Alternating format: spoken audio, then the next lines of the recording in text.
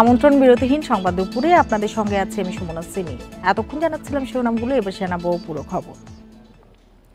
সাগররুনি হত্যা মামলার তদন্ত র্যাবের কাছ থেকে প্রত্যাহার করে উচ্চ পর্যায়ে টাস্কফোর্সের মাধ্যমে করতে স্বরাষ্ট্র মন্ত্রণালয়কে নির্দেশ দিয়েছে হাইকোর্ট। আগামী 6 মাসের মধ্যে এই তদন্ত রিপোর্ট আদালতে দাখিলেরও আদেশ দিয়েছেন আদালত। বিচারপতি ফারাহ মাহবুবের দ্বৈত বেঞ্চ শুনানি শেষে এই আদেশ দেন। অতিরিক্ত অ্যাটর্নি জেনারেল অনিক আর হক জানান, তদন্তের জন্য গঠিত টাস্কফোর্সে বিভিন্ন সংস্থা থেকে অভিজ্ঞ ব্যক্তিদের নিয়ে গঠন করার আদেশ দিয়েছে আদালত। এর ফলে এই হত্যাকাণ্ডের বিচার ও তদন্ত নিয়ে সরকারের ইচ্ছার বিষয়টিও স্পষ্ট হবে বলে মন্তব্য করেন আদালত। এদিকে মামলার বাদী ও নিহত সাংবাদিক রুনির ভাই নওশের রোমান অভিযোগ করেন, সরকারের সদিচ্ছার কারণে 113 বার সময় বাড়িয়েও তদন্ত প্রতিবেদন দেয়নি র্যাব ও ডিবি। তবে এবার ন্যায় বিচার পাবার আশা নিহতের পরিবারের। এর সাথে হত্যার ইতিহাস জুড়ে দেন তিনি। র্যাব তাদের তদন্ত করার কোনো ক্ষমতা বা তাদের তদন্ত করার কোনো এক্সপার্টিজ কখনোই নেই। র্যাপিড অ্যাকশন ব্যাটালিয়ন হচ্ছে একটি অপারেশনাল ফোর্স, তারা এনফোর্সমেন্টের কাজ করতে পারে, কিন্তু তারা তদন্তের কাজ করার জন্য মোটেই ইকুইপ ছিল না। স্বরাষ্ট্র মন্ত্রণালয়ের অধীনে উচ্চ পর্যায়ের টাস্কফোর্স গঠন করা হবে এবং সেখানে অভিজ্ঞ তদন্তকারী কর্মকর্তাদের সমন্বয়ে আগামী 6 মাসের মধ্যে তদন্ত সম্পন্ন করে 6 এপ্রিলের মধ্যে উচ্চ আদালতে অর্থাৎ হাইকোর্ট বিভাগে এই তদন্ত রিপোর্ট সাবমিট করতে হবে। সাগররুনি হত্যা মামলার তদন্ত র্যাব থেকে সরানোর নির্দেশ দেওয়া হয়েছে। মামলা তদন্ত করবে স্বরাষ্ট্র মন্ত্রণালয়ের টাস্কফোর্স। এ নিয়ে আরো জানাতে হাইকোর্ট চত্বর থেকে আমাদের সাথে যোগ দিয়েছেন সহকর্মী জাহিদুল বাশার। 12 বছরে যে ঘটনার বিচার শুরু তো দূরের কথা, তদন্ত রিপোর্টই জমা দেওয়া হয়নি। এই পর্যায়ে এসে কি কারণে আসলে র্যাব থেকে সরানো হচ্ছে?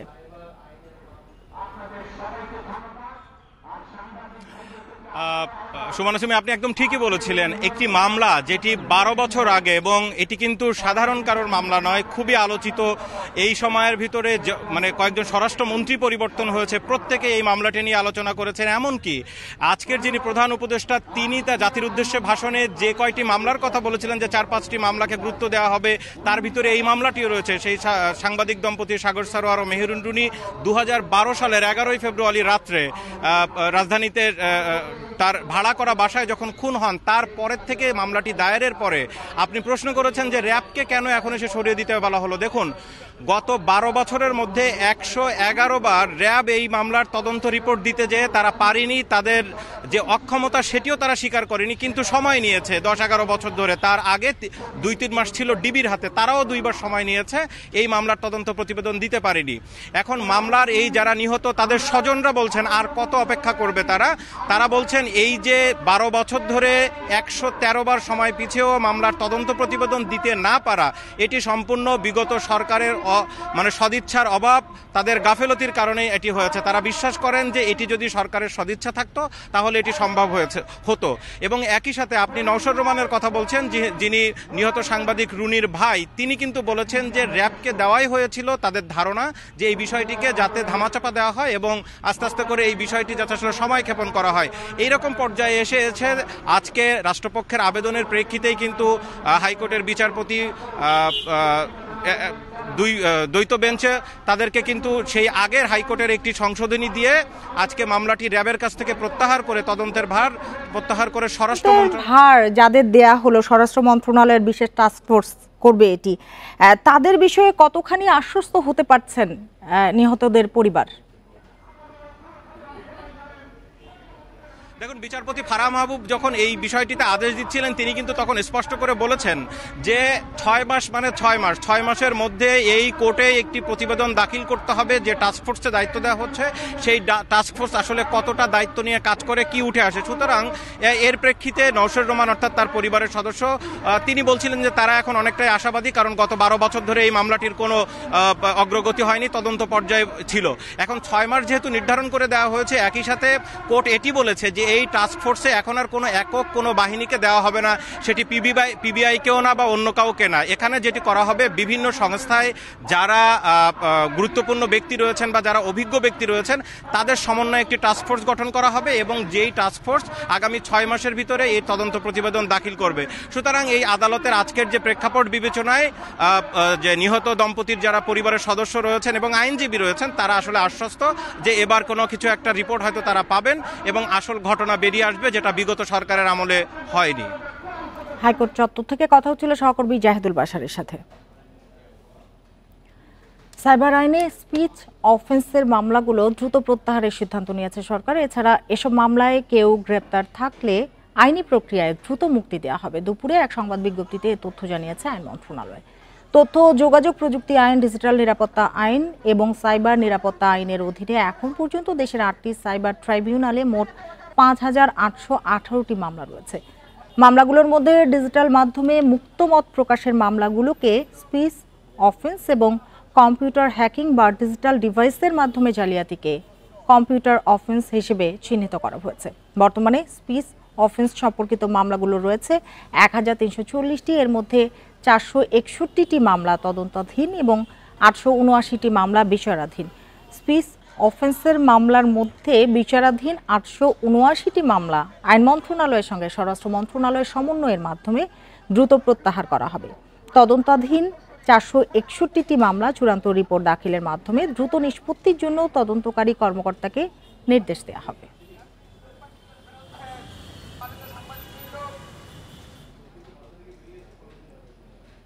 ভাবা যায় দুবাইয়ের আইকনিক টাওয়ার বুর্জ খলিফার নির্মাণে সংশ্লিষ্ট প্রতিষ্ঠান বেলহাসা গ্রুপের নাম উঠেছে বাংলাদেশের ঋণ খেলাপির তালিকায়। অভিযোগ রয়েছে ওরিয়ন গ্রুপের চেয়ারম্যান ওবায়দুল করিমের জালিয়াতির কারণে এটা হয়েছে। ঢাকার মতিঝিলে 41 তলা বিশিষ্ট সিটি সেন্টার নির্মাণের সময় ওরিয়ন গ্রুপের সাথে লিড কোম্পানি ছিল বেলহাসা। সে সময় ব্যবস্থাপনা পরিচালক মাজেদ আহমেদ বেলহাসার সই জাল করে ব্যাংক ঋণ নিয়ে পরে সেই ঋণ আর পরিশোধ করেনি ওরিয়ন। রাজধানীর বাণিজ্যিক এলাকা মতিঝিল, এখানে বহুতলেই সিটি সেন্টার নির্মাণের জন্য 2003 সালে অভিব্যক্ত ঢাকা সিটি কর্পোরেশনের সঙ্গে চুক্তি হয় দুবাই বাংলাদেশের যৌথ বিনিয়োগের প্রতিষ্ঠান বেলহাসা একম জেভি লিমিটেডের। নির্মাতা প্রতিষ্ঠানটিতে বেলহাসা ইঞ্জিনিয়ারিংয়ের শেয়ার ছিল 60% আর একম ইঞ্জিনিয়ারিংয়ের 40%। আবার একম ইঞ্জিনিয়ারিংয়ের মালিকানায় ওরিয়নের চেয়ারম্যান ওবায়দুল করিমের সঙ্গে ব্যবসায়ী মজিবুল হকের 40% শেয়ার আছে।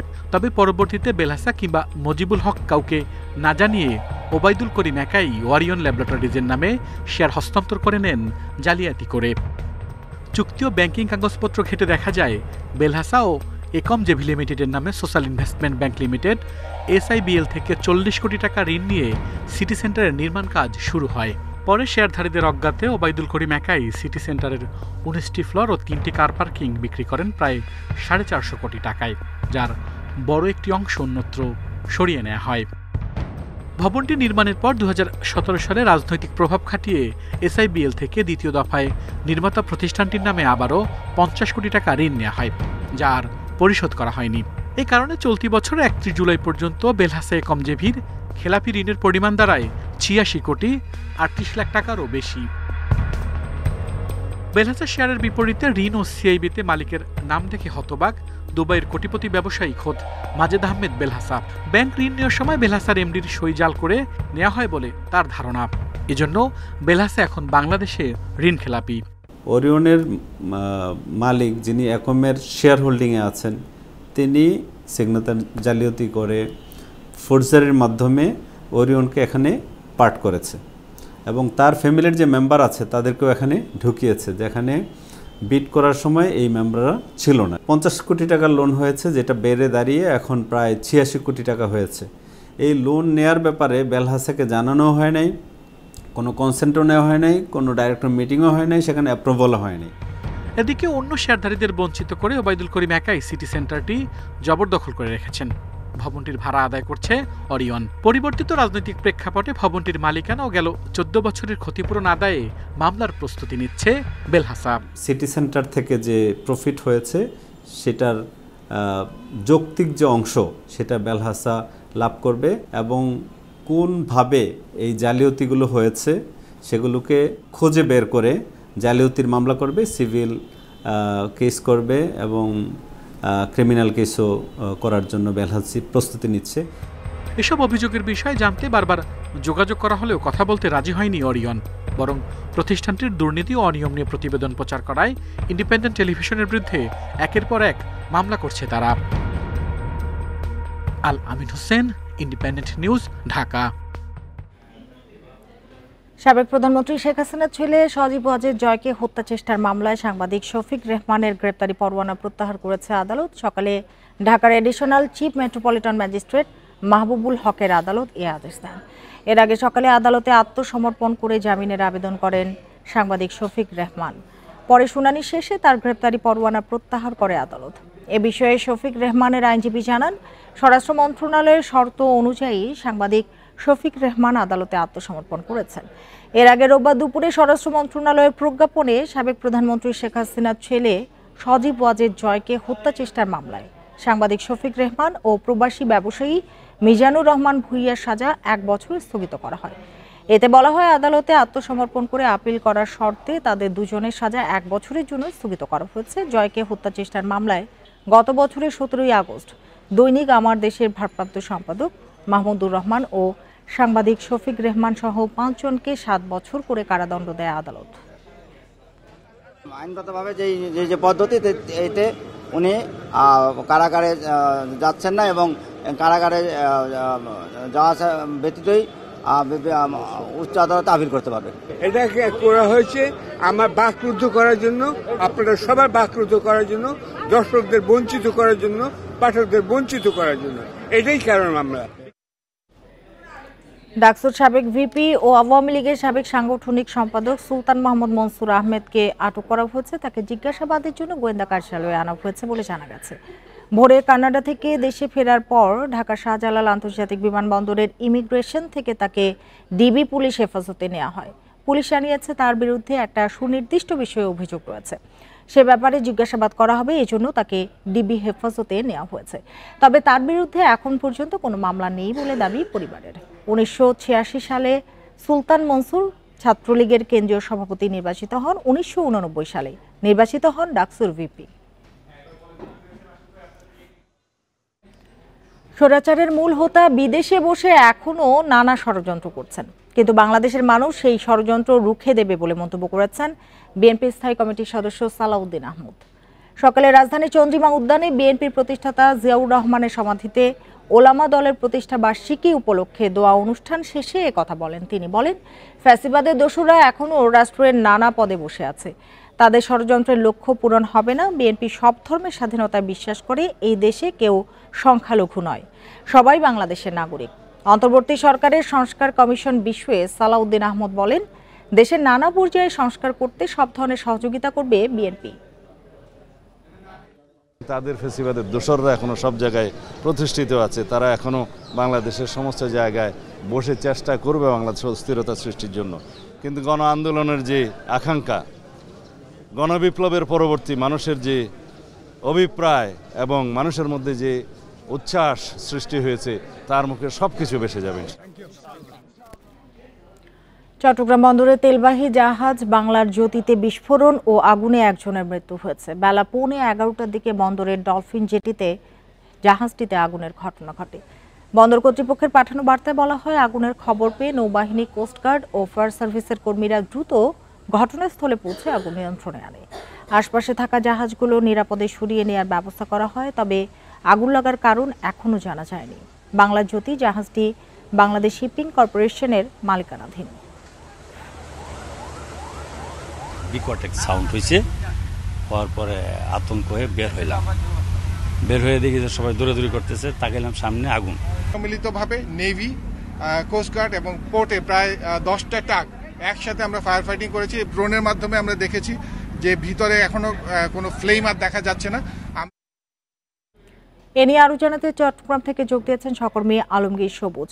আলমগীর সবুজ, অগ্নিকাণ্ডের কারণ সম্পর্কে এখন পর্যন্ত কিছু জানতে পারলেন কিনা, আর একজন নিহতের খবর এখন পর্যন্ত জানা গেছে, আর কোনো নিখোঁজ বা হতাহতের খবর আপনার কাছে রয়েছে কি?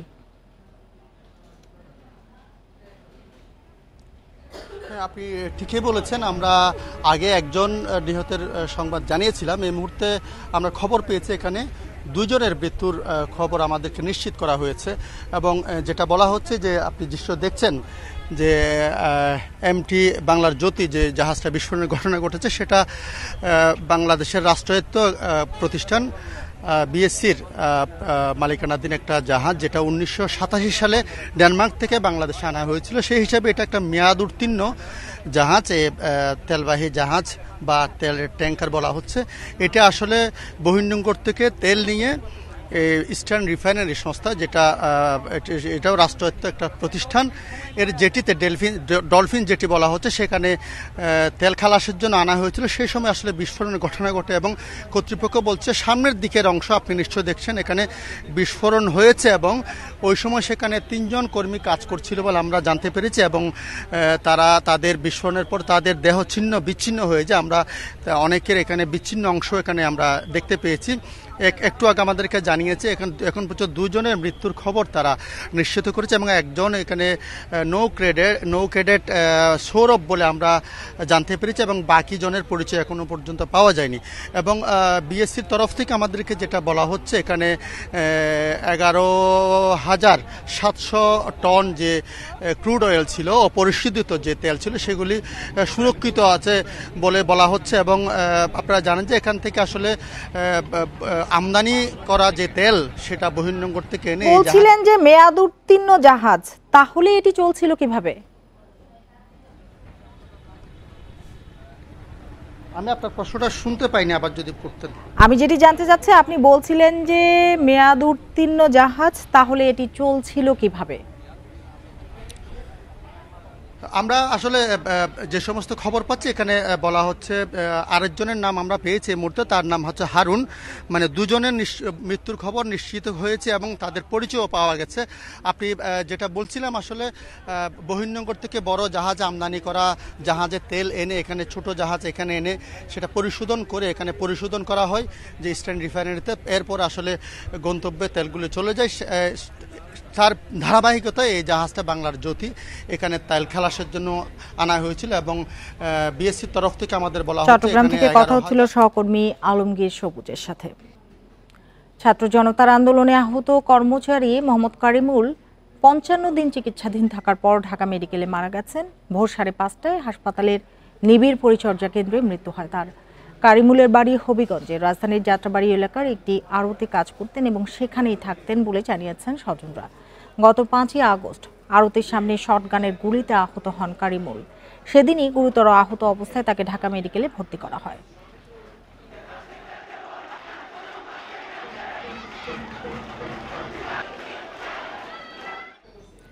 জাহাঙ্গীরনগর বিশ্ববিদ্যালয়ের সাবেক ছাত্রলীগ নেতা শামীম মোল্লা হত্যা মামলায় এজাহারভুক্ত আরও এক আসামিকে গ্রেপ্তার করেছে পুলিশ। এ নিয়ে 2 জনকে গ্রেপ্তার করা হলো। রাতে রাজধানীর উত্তরা থেকে তাকে গ্রেপ্তার করে আশুলিয়া থানা পুলিশ। গ্রেপ্তার সাইফুল ইসলাম হত্যা মামলায় 4 নম্বর আসামি এবং বিশ্ববিদ্যালয়ের ফার্মেসি বিভাগের 52তম ব্যাচের শিক্ষার্থী। রিমান্ড আবেদন সহ তাকে দুপুরে আদালতে পাঠানো হবে জানিয়ে পুলিশ বলছে, হত্যা মামলার বাকি আসামিদের গ্রেপ্তারে অভিযান চলছে। 18 সেপ্টেম্বর জাহাঙ্গীরনগর বিশ্ববিদ্যালয় ক্যাম্পাসে একদল শিক্ষার্থী শামীম মোল্লাকে পিটিয়ে গুরুতর আহত করে। পরে তাকে আশুলিয়া থানা পুলিশের কাছে সোপর্দ করা হয়। আহত শামীম মোল্লাকে হাসপাতালে নিয়ে গেলে চিকিৎসক মৃত ঘোষণা করেন। এ ঘটনায় 8 শিক্ষার্থীকে সাময়িক বহিষ্কার করে আশুলিয়া থানার। তাদের বিরুদ্ধে হত্যা মামলা করেছে বিশ্ববিদ্যালয় কর্তৃপক্ষ।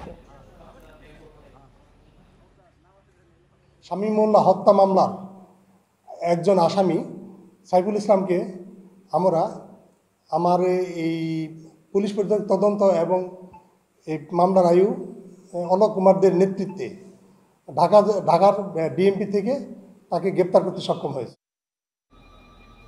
বৈষম্য বিরোধী ছাত্র আন্দোলনে ফার্ম গেটে নিহত শিক্ষার্থী গোলাম নাফিস হত্যা মামলার বাদীকে চেনেন না তার বাবা গোলাম রহমান। মামলায় হত্যা তারিখও ভুল উল্লেখ করা হয়েছে। এসব কারণে গণ অভ্যুত্থানের পর হওয়া অনেক মামলা নিয়েই প্রশ্ন তৈরি হয়েছে। আইন বিশেষজ্ঞদের সংখ্যা ঢালাও মামলা হওয়ায় পার পেয়ে যেতে পারেন প্রকৃত আসামিরা।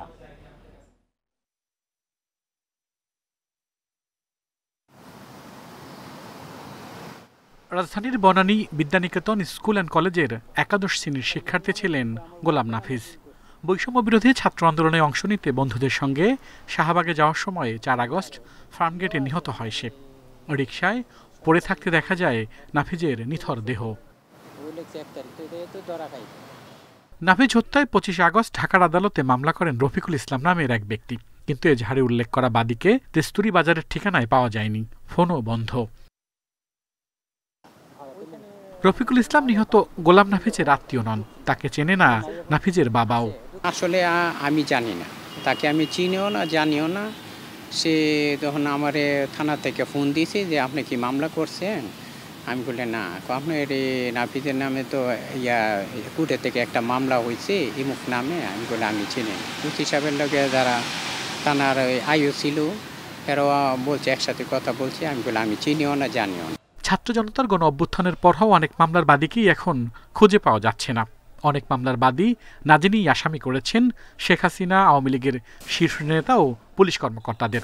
আইনজীবীরা বলছেন ঢালাও মামলা করায় অনেকগুলো দুর্বল হয়ে যাবে। এমন লোককে জুড়ে দেওয়া হয় আর বাদী যদি কোর্টে গিয়ে বলে আমি তাকে চিনি না, তো সেক্ষেত্রে এই মামলাতে আপনার এটাকে আমরা বলি এক্সাজারেশন বলতে পারি, বা এটাকে আপনার ওই যে ডেভেলপ মানে এম্বেলিশমেন্ট বলতে পারি। ফৌজদারি আইনের ভাষায় আমরা যেগুলো কোর্টের কাছে নিবেদন করি, সেক্ষেত্রে তো মামলা দুর্বল হয়ে যাওয়ার সম্ভাবনা। তবে পুলিশ বলছে মামলা মানেই গ্রেপ্তার নয়, প্রতিটি মামলার সুষ্ঠু তদন্ত করে পরবর্তী ব্যবস্থা নেওয়া হবে। মামলা মানেই গ্রেপ্তার নয়, আমরা চাই মামলাগুলোর বস্তুনিষ্ঠ তদন্ত হোক। যে কাউকে অভিযোগ করলেই তার বিরুদ্ধে যে আমরা যথেষ্ট সাক্ষ্য প্রমাণ ছাড়া কোনো ব্যবস্থা নেব এরকম না বিষয়টা। পুলিশের তথ্য মতে ৫ থেকে ১৬ সেপ্টেম্বর পর্যন্ত রাজধানীর থানাগুলোতে হত্যা মামলা হয়েছে ২৪৮টি। আল আমিন হোসেন, ইন্ডিপেন্ডেন্ট নিউজ, ঢাকা। উজানের ঢল ও বৃষ্টি থামায় তিস্তার পানি কমে বিপদসীমার নিচ দিয়ে প্রবাহিত হচ্ছে। এতে বিভিন্ন নিচু এলাকা থেকে পানি নামতে শুরু করেছে। তবে এখনও ৪ জেলায় পানিবন্দী ৭০,০০০-এর বেশি মানুষ। এদিকে পানি নামার সাথে সাথে বিভিন্ন এলাকায় তীব্র হয়েছে ভাঙন। এর মধ্যে কুড়িগ্রামে বিলীন হয়েছে ৩০টি ঘর। তিস্তা নদীর পানি কমতে শুরু করায় লালমনিরহাটের বিভিন্ন এলাকা থেকে সরছে পানি। তবে নিচু এলাকায় রাস্তাঘাট, ঘরবাড়ি, আবাদি জমি এখনো তলিয়ে থাকায় ভোগান্তিতে ৫ উপজেলার অর্ধলক্ষাধিক মানুষ।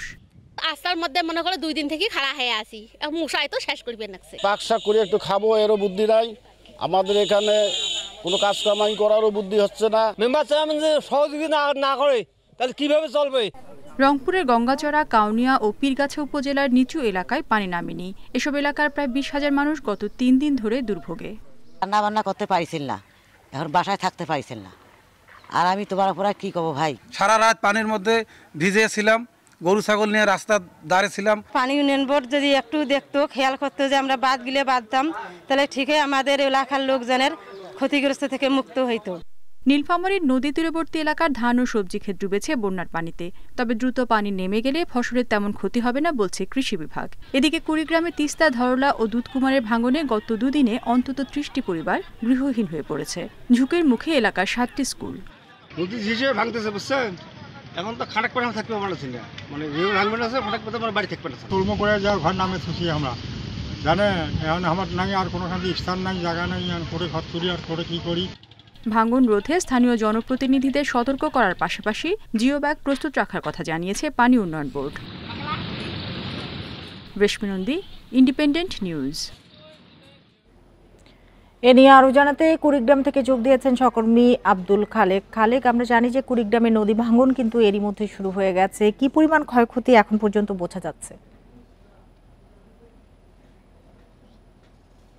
আমি এখন কুড়িগ্রাম জেলার রাজারহাট উপজেলার ঘড়িয়ালডাঙ্গা ইউনিয়নের একটি তিস্তা নদীর একটি চরে অবস্থান করছি, গতিয়াসাম চর। এটি একটি দুর্গম চর এবং সকাল থেকে আমরা এখানে দেখতে পাচ্ছি যে তীব্র স্রোতের কারণে কিন্তু প্রচন্ড ভাঙন চলছে এবং লোকজন কিন্তু ঘরবাড়ি সরিয়ে নৌকা যোগে তারা বিভিন্ন জায়গায় নিয়ে যাচ্ছে। এই চরের বাকি যে অংশ যেখানে নিরাপদ মনে করছেন সেখানেও নিয়ে যাচ্ছেন, আবার মূল ভূখণ্ডে যারা বিভিন্ন এলাকায় সেখানেও তারা আপাতত অস্থায়ীভাবে এই ঘরবাড়িগুলো সরিয়ে নিচ্ছেন। তারা বলছেন যে গতকাল 2টি ঘর ভেসে গেছে বন্যার পানিতে এবং এখন তীব্র স্রোত প্রবাহিত হচ্ছে এবং ফসলের যে ক্ষেত আছে এখনো ধান কেবলমাত্র শীষ বেরিয়েছে, সেই ধান কিন্তু তারা কাটতে বাধ্য হচ্ছেন এবং গোখাদ্য হিসাবে ব্যবহার করছেন। পাশাপাশি ঘরের চাল এবং মালামাল দ্রুতগতিতে তারা এই মালামালগুলো সরিয়ে নেওয়ার চেষ্টা করছেন এবং এক্ষেত্রে তারা বলছেন যে অনেক সময় নৌকারও সংকট দেখা যাচ্ছে এবং অনেক চড়া দামে নৌকা ভাড়া করে কিন্তু মালামাল তারা সরাতে বাধ্য হচ্ছেন। তারা বলছেন যে আসলে এখানে লোক বলের ঘাটতি, নৌকার ঘাটতি সব মিলে যে পরিমাণ বা যেভাবে এই নদী ভাঙছে তাতে মালামাল সরিয়ে নেওয়া তাদের জন্য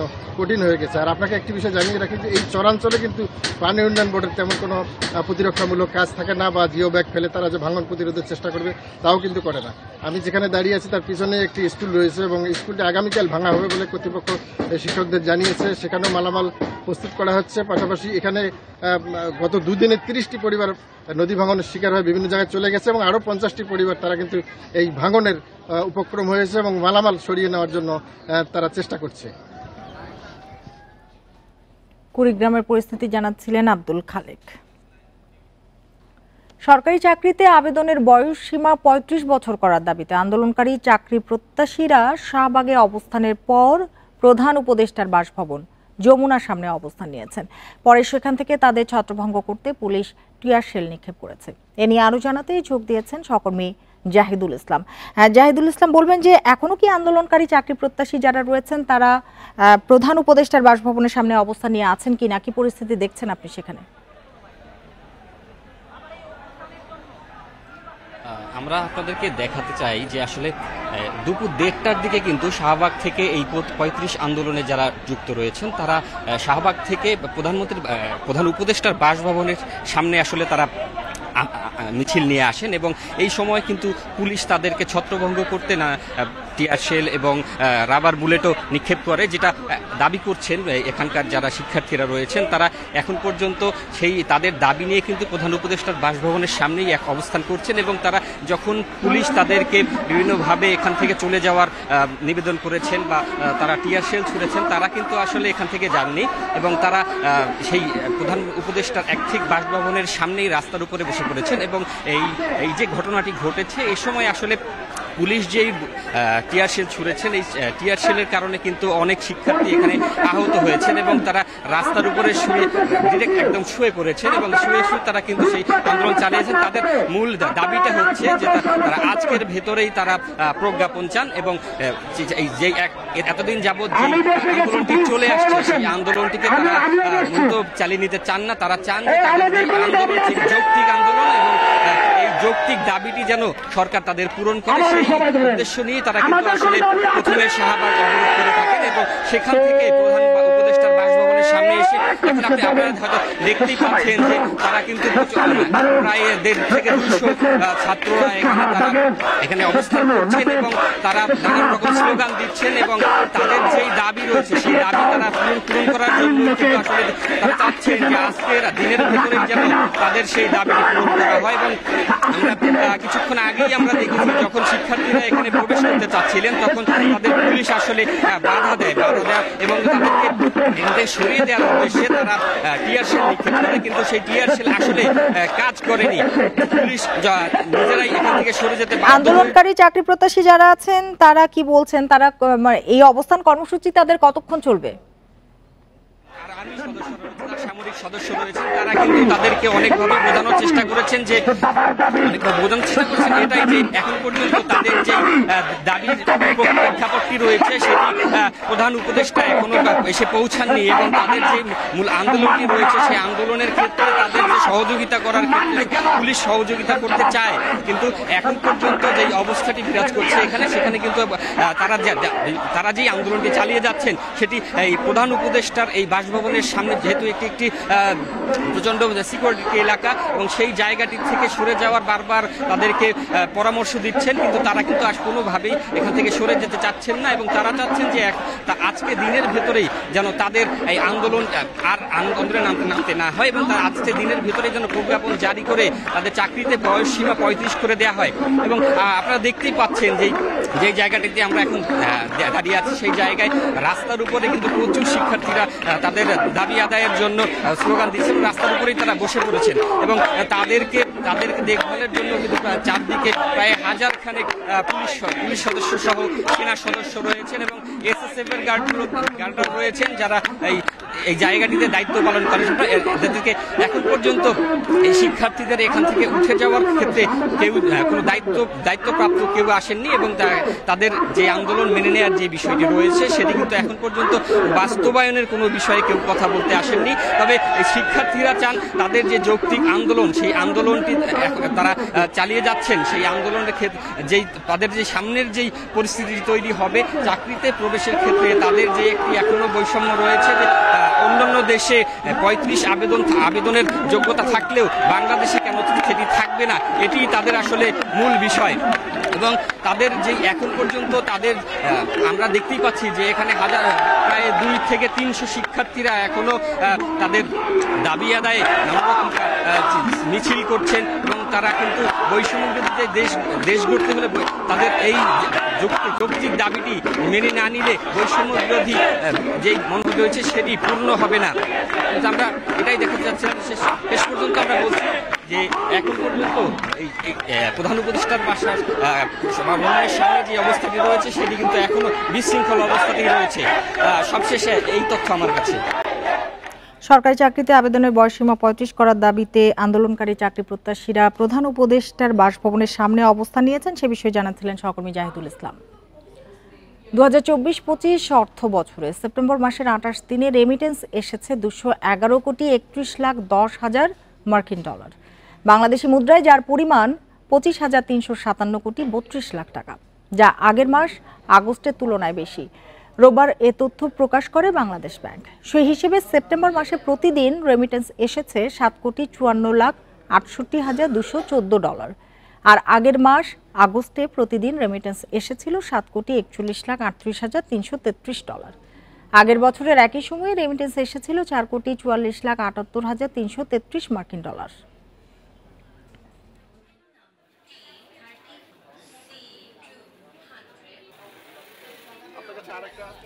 দেশ থেকে পাচার হওয়া অর্থ ফিরিয়ে আনতে গঠিত টাস্কফোর্স পুনর্গঠন করা হয়েছে। পুনর্গঠিত টাস্কফোর্সের সভাপতি হয়েছেন বাংলাদেশ ব্যাংকের গভর্নর আহসান এইচ মনসুর।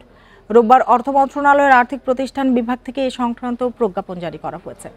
টাস্কফোর্সের সদস্য হিসেবে আরও আছে পররাষ্ট্র মন্ত্রণালয়, আর্থিক প্রতিষ্ঠান বিভাগ, আইন ও বিচার বিভাগ, দুর্নীতি দমন কমিশন, দুদক সহ আরও 6 সংস্থা ও সেগুলোর প্রতিনিধিরা। টাস্কফোর্সের কাজ হবে বাংলাদেশ থেকে বিদেশে পাচারকৃত অর্থ বা সম্পদ চিহ্নিত করা, এছাড়া সেই সম্পদ উদ্ধারে কার্যকর উদ্যোগ গ্রহণ করা হবে। এর আগে 2022 সালে 5 মে এ সংক্রান্ত টাস্কফোর্স গঠন করে সরকার। পরবর্তীতে 2023 সালের 15 জানুয়ারি এটি পুনর্গঠন করা হয়। আর এই ছিল এখনকার সংবাদে। ইন্ডিপেন্ডেন্ট টেলিভিশনের সব খবর আরও বিস্তারিত জানতে চোখ রাখুন ফেসবুক, ইউটিউব এবং এক্সে। ধন্যবাদ সবাইকে এতক্ষণ সাথে থাকার জন্য।